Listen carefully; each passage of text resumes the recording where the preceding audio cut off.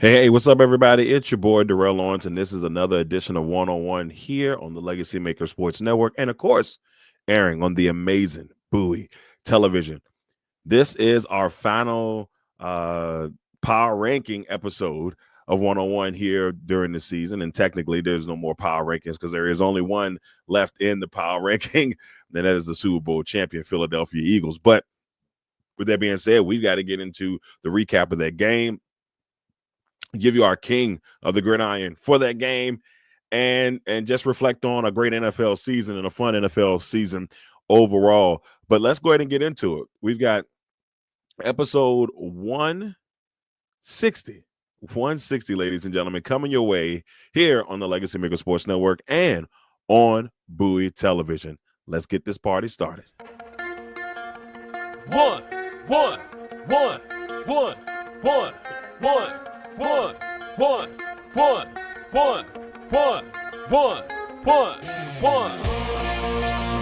Welcome to the one-on-one.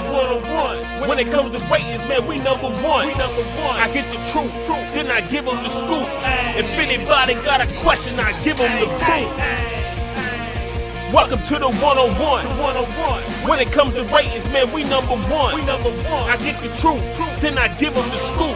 If anybody got a question, I give them the proof. Welcome to One-on-One at Legacy Maker Sports Network.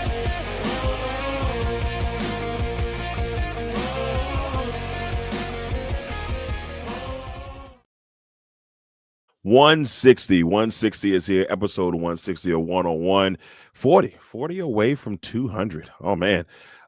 This is our final episode for the power ranking editions of One on One. So it has been a fun NFL season, a very exciting NFL season that finally came to a conclusion on Sunday at the Super Bowl. And it's just a very somber moment because NFL is pretty much over game-wise until August. So we got a while away. You know, I remember last year this time saying, man, 6 months is going to be a long time. That time went by fast. So we'll see how that goes this time around. And there's so many different elements. You know, you've got the combine in a couple of weeks. You also have NFL free agency that's going to get kicked off probably about the middle of March. Then after that, NFL owners meetings, and then you have the NFL draft. And then after the draft, you'll have, training camp, or OTAs, I should say. And then your mandatory camps. And the next thing you know, it's training camp. And then we're right back in the thick of things for the 2025-2026 NFL season. But let's finish talking about this one at hand. And so before we get into the Super Bowl, let's talk about how miserable your boy did when it came to predictions. Your boy did absolutely terrible in this play. This is the worst playoff I've ever had in picking games. I don't know what happened. I couldn't tell you why. Everything I picked was the exact opposite. But, you know, that's usually how things go for me on certain fronts. But this was rough. I haven't won. I won the last playoff game I won was in the divisional round when I picked the Chiefs. Every other team that I picked, or I guess potentially wanted to win, decided, you know what, we don't want to win, and we don't want you to win. I said, good Lord. And we couldn't have it any other way, but it is what it is. But 4-9 to finish it out in this regular or in this postseason, 0-2 in the championship game, 0-1 in the Super Bowl. So you finish off technically.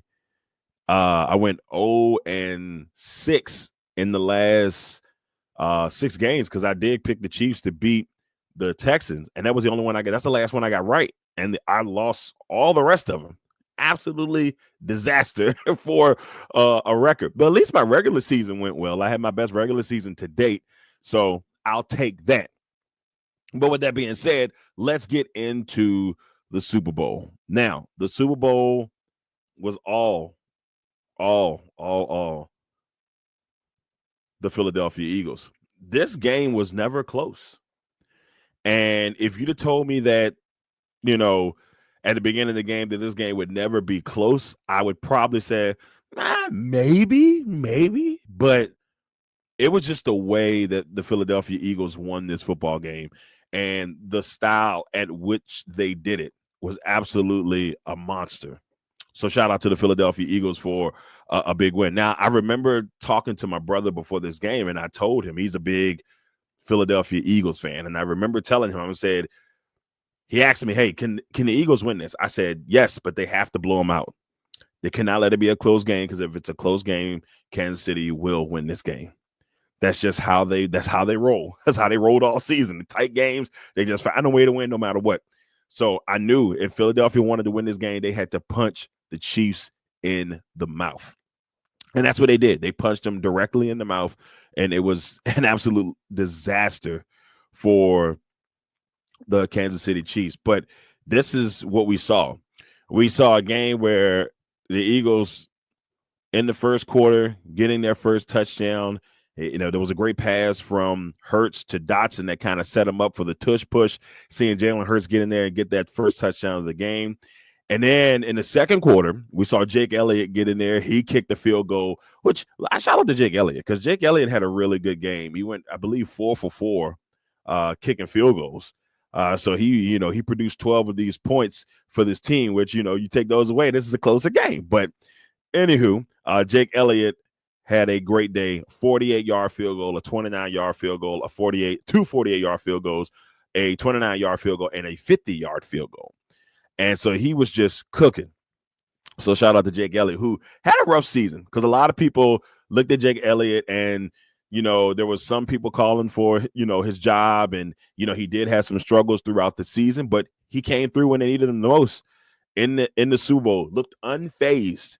But it was a very heavy Eagle crowd there as well. If you listen to the game, it was a very heavy Eagle crowd in the building. So it was almost like an away game for the Chiefs to an extent, if you really listen to how the crowd sounded. Anyway, so then 10-0 lead for Philly. Things are looking on the up and up. About a minute later, after that Elliott field goal, we see Cooper DeJean get a big pick six, a 38-yard interception, which he took into the end zone to give the Eagles a 17-0 lead. But a birthday pick for Cooper DeJean. And so, or DeJean, for the, I know I'm probably destroying it. Some people are like, it's DeJean, Darrell, whatever. Cooper DeJean, Coop. So Coop gets in the end zone, scores a touchdown, and gets, a chance to have a big moment on his birthday. Him and Saquon Barkley both share the same birthday on this Super Bowl on February 9th. So shout out to them. Happy birthday to both. And I know they had a happy birthday. But DeJean gets that touchdown, and they're up 17-0. Well, about 6 minutes later, Eagles are driving. Another great, a couple of great defensive stops along the way for the Eagles. And then right before the half, you see Jalen Hurts hit A.J. Brown for a 12-yard touchdown pass to make this a 24-0 game heading into the half. And hope looked like it was all gone. But by this time, any real football fan, you're probably saying this game's over. Now, but you also got to remember the Kansas City Chiefs are still the Kansas City Chiefs, so you can't look past them. But it didn't end. You see the 29-yard field goal midway through the third, kind of cranks it up to 27-0. It started to get a little dreary for the Chiefs. They knew things were getting out of hand. And then Jalen Hurts with a dime to Devontae Smith, the former Heisman Trophy winner, 46-yard pass from Hurts for the touchdown to make it 34-0. And right before the end of the third, the Chiefs finally get on the board. Xavier Worthy, the first-round pick for the Chiefs, gets a touchdown on a 24-yard pass to Patrick Mahomes. They failed the two-point conversion. That just didn't go their way. And then the fourth quarter starts. And it's a Chiefs with the minimum hope that they have.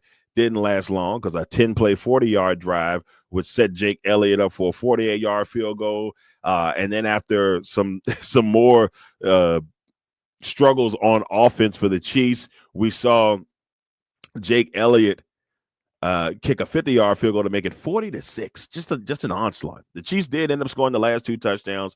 Shout out to DeAndre Hopkins getting his first touchdown in the Super Bowl, but just him having an opportunity to play in the Super Bowl after many great years as a wide receiver in this league with the Texans, and of course with the Cardinals and the Titans. So him having his opportunity just to be in the game is nice. I know he won't say that now because he really wanted that ring. And then Xavier Worthy, he connected on a 50-yard pass from Mahomes, but by that time it was too little too late, and the Philadelphia Eagles had won this Super Bowl 40-22. So it was one of those things where we saw a Philly team really go in there and they just left jab, right jab, and they beat up on Patrick Mahomes and the crew. It was never really close. And that's the part that I think a lot of fans, it's a boring Super Bowl. Yes, you want to see an exciting game, but if you go back and look, we've been kind of spoiled the last couple of years in Super Bowls. Like, the games have been really good games, minus the last two that the Chiefs lost. We saw the Tampa Bay Buccaneers smack them around a couple of years ago, and then, of course, this game. So it was just like the two Kansas City losses were blowouts, and all the other games were tight contests. That's just how Kansas City, they roll. If it's tight, they're going to find a way to win the game.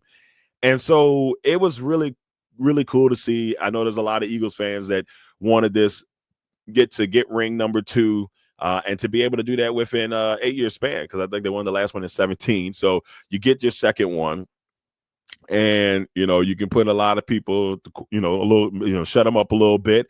I will say I don't like the fact that the city of Philadelphia decided to go destroy their city after winning the Super Bowl. They're knocking down traffic lights. It was out of control stuff. But, hey, teams do this, or fan bases do this from time to time when Super Bowls are won. Some cities don't, but some cities do. And Philadelphia was definitely one of those cities that did went out there and said, we're just going to destroy this city. Even after the mayor said, please don't destroy our city. We need this. And they said, bet, we in there. So they went out there, did what they had to do, destroyed the city. I saw some people getting beat up. It was a lot going on. So with that being said, you see an Eagles team that gets some redemption after that 38 to 35 loss to Kansas City in that first Super Bowl a couple years ago in Phoenix. And there was something about that game where it's like Philly, this could have been Philly's third Super Bowl in the last 8 years if they could have pulled that one off. But it was just, you could see the excitement of Philly fans knowing that they got their revenge. And a lot of people just didn't want the Chiefs to get the three-peat. That was the talk leading into this, the three-peat. Everybody was tired of hearing about the three-peat. It was either that or you hear people talking bad, the Chiefs and the refs. It was a whole bunch of stuff. But the Philadelphia Eagles did what they had to do. They went in there. They got this win. They were dominant in this win. And you can't go without saying how great the Philadelphia defense was in this contest. Philadelphia's defense was amazing. They did some really good stuff. Josh Sweat, who is a free agent or is going to be a free agent coming into this, his day was just phenomenal.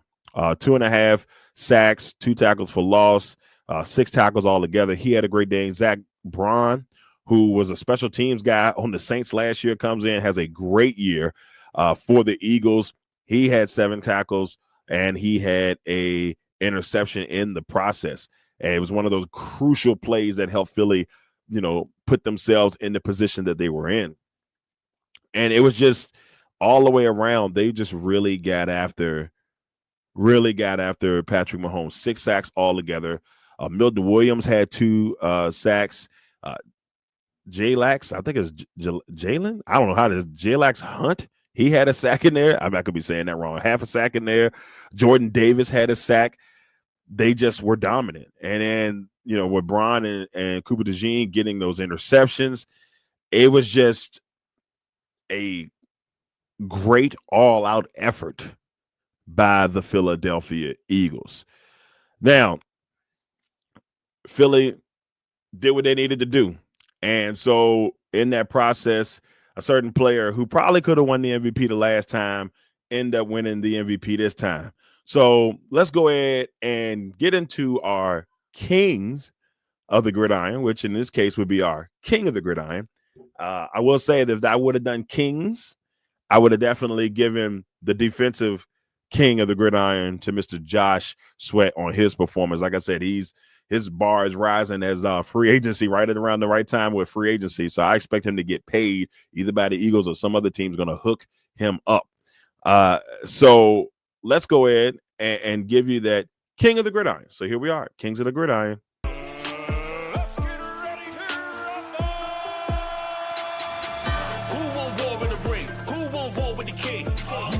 Bring all the balls you can bring. It ain't gonna cost you a thing. You ain't bring the sauce to the ring. You Welcome, everyone, to Kings of the Gridiron. This is the Super Bowl 59 edition. And what a game by the Philadelphia Eagles as they win their second Super Bowl. But this week, we only have one king to talk about, and that is the Super Bowl 59 MVP, Jalen Hurts. Jalen Hurts had a phenomenal day in New Orleans. He went 17 for 22, 221 yards with 2 passing touchdowns.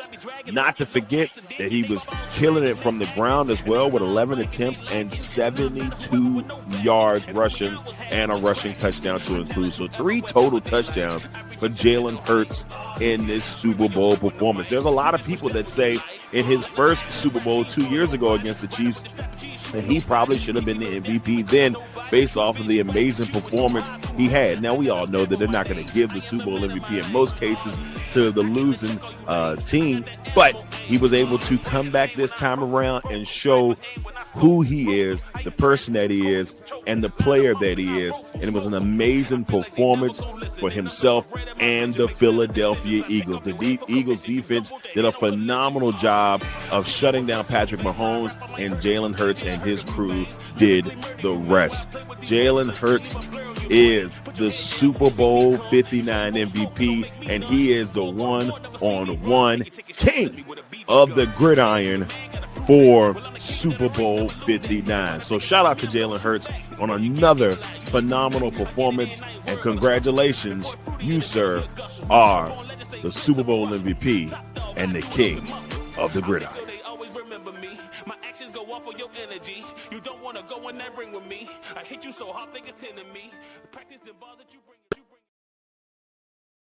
All right. There it is, your Super Bowl MVP and king of the gridiron, Mr. Jalen Hurts. 17 for 22, 221 yards passing, 72 yards rushing on 11 attempts, 3 total touchdowns. That was 2 passing touchdowns, and then that tush push at the beginning to get that rushing touchdown and that 40-22 victory over the Kansas City Chiefs. Now, what a lot of people said about Jalen Hurts, that he was a quarterback that he wasn't doing enough for Philly, and that people thought, he's not what Philly needs. But here's the deal. Philly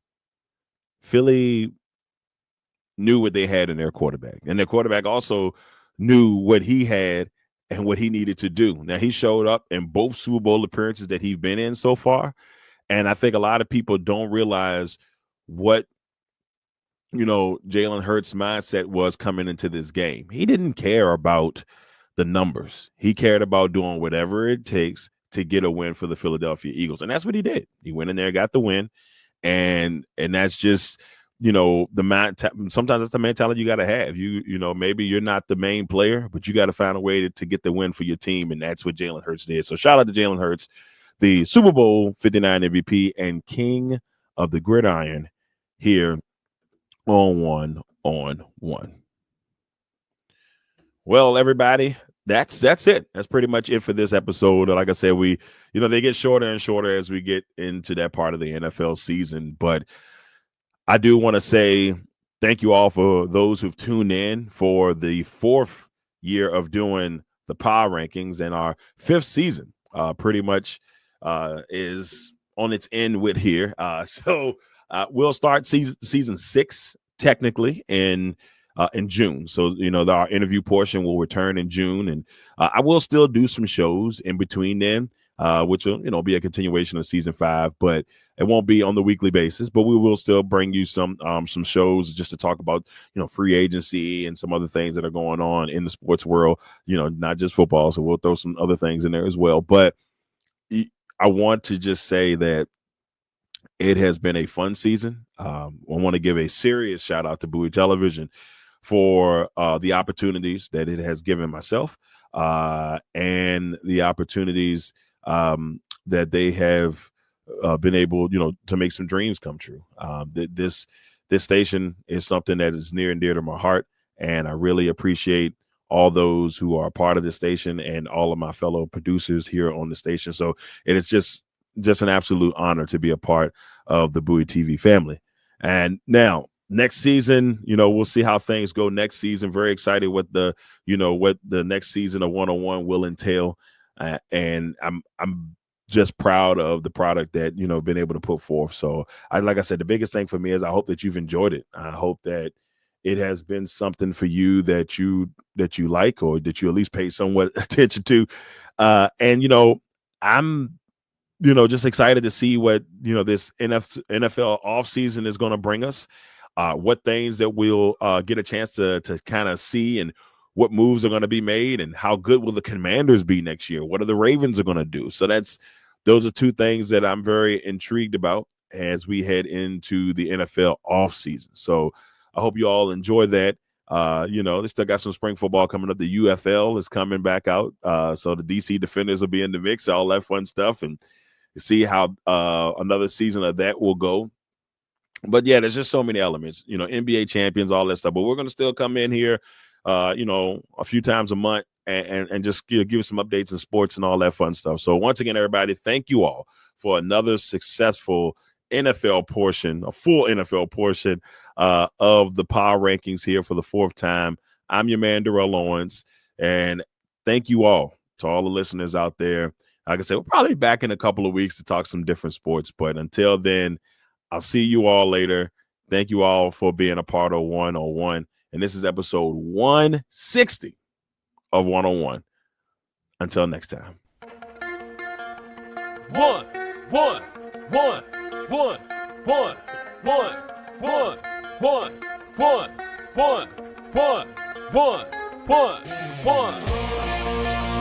Welcome to the 101. When it comes to ratings, man, we number one. I get the truth, then I give them the scoop.